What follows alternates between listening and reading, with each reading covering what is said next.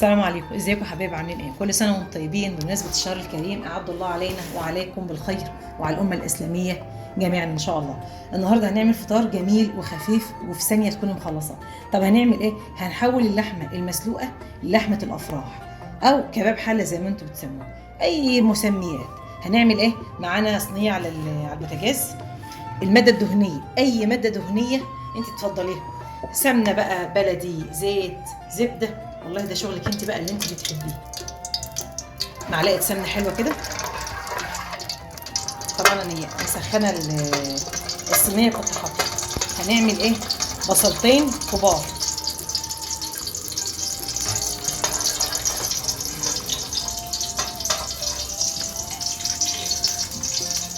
بصلتين ماشي، كميه اللي انت عايزاه. يعني اللحمه عندك مثلا على قد افراد اسرتك، قد ايه بقى انت حره، كيلو ونص. هنشوح البصله كده لحد ما تبدا تدبل وتاخد لون خفيف كده، هو ده اللي انا عايزاه. معلش هنحط معاها ايه؟ ورقتين ورق لورا كده بس؟ لا طبعا.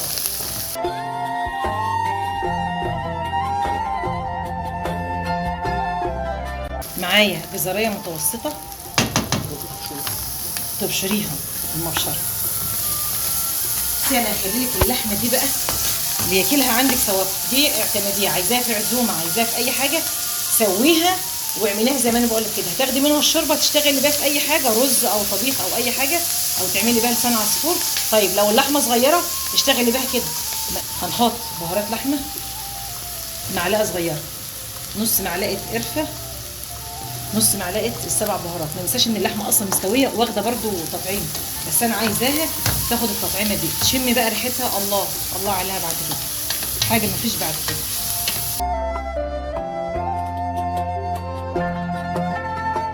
طبعا انزلي بقى بكميه اللحمه اللي انت بقى اللي عندك، اي كميه عندك حطيها. ده طبعا انا بس بديك مثال، وانت بقى اشتغلي. عايزه بقى تعملي اي كميه عايزاها اعمليها.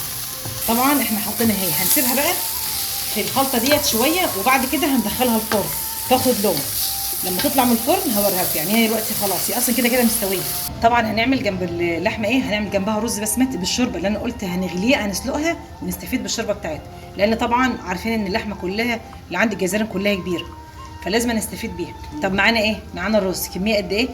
انا هشتغل على مجين، انت بقى براحتك. انا هقول لك المجان دول بياخدوا ايه. معايا البهارات بتاعته، وهقول لك البهارات ايه وانا بحطها كلها. معايا طبعا الماده الدهنيه، ومعايا زبيب، معانا بصله صغيره مبشوره، ومعانا جزره مبشوره، الاثنين مبشورين. الماده الدهنيه بتاعتنا زي ما قلت هي ايه؟ دي براحتك. سمنه بلدي. هننزل بالبصله الاول، بصله متوسطه يا جماعه متقطعه، بشرها بقى براحتك لحد ما تدبل كده. 5 دقايق بس، 5 دقايق. طبعا زي ما قلت البصله تتدبل. تمام يا حبايبي. معانا ايه بقى؟ معانا 2 لومي، معانا بهارات الرز البسمتي، وفي هنا كارو كركم كمان، ومعانا عود قرفه، ومعانا 5 حبات قرنفل، 4 حبات حبهان، ومعانا ورق لورا، ومعانا لون اصفر لون غروب الشمس. بدل الزعفران بتروح عند العطار تقول له انا عايزه لون غروب الشمس اللي هو لون الزعفران. التوابل ديت لو انت مش هتعرفي تعمليها روحي عند العطار وهو يديها لك جاهزه. طبعا هننزل بالبهارات دقيقه كده بس لحد ما ريحتها تطلع. وهننزل كمان بايه؟ بالجزره عليها. هنشوحهم بقى شويه كده دقيقتين بس. شمي بقى الروايح بتاعتها. دمت 4 معالق زبيب.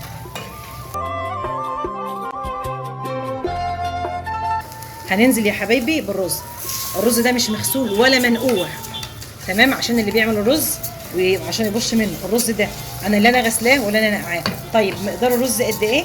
المج له مجين كده. احنا بنشوح الرز اهوت.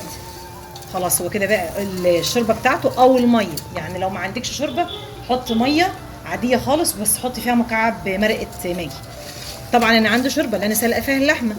هعمل ايه؟ هاخد منها المج له 2 شوربه او ميه مغليه مش ساقعه. وده رز مش منقوع ولا مغسول. عايز تنقعيه بقى براحتك. انا بقول على الطريقه بتاعتي. يلا ننزل بالجو. هننزل بالشوربه يا حبايب قلبي كده. كده انا نزلت بالشوربه بتاعتي زي ما قلت، المج له 2. طيب هنقلبه مره كده وبعدين نعمل ايه؟ نقوم مغطيين عليه ونسيبه كده. احنا حطينا الشوربه بتاعته، هنغطيه بقى ونسيبه لما ايه. طب هنسويه ازاي؟ اما الميه تقل يغلي شويه زي الرز على فكره، يعني انا ما بتفلش عليه لما بلاقيه بدا الميه بتاعته تقل خالص. لما ميته تبدا تقل هنهدى عليه ونسيبه لما يستوي. بعد ما يستوي نبقى نرجع لكم. كده الوقت بقى هنقله هدى عليه، يبقى كده هو تشرب ميته، ما عادش حاجات بسيطه. هنهدى عليه بقى ونسيبه لحد ما يتردد عادي براحته. طبعا هندخلها تاخد لون بقى تحت الشوايه.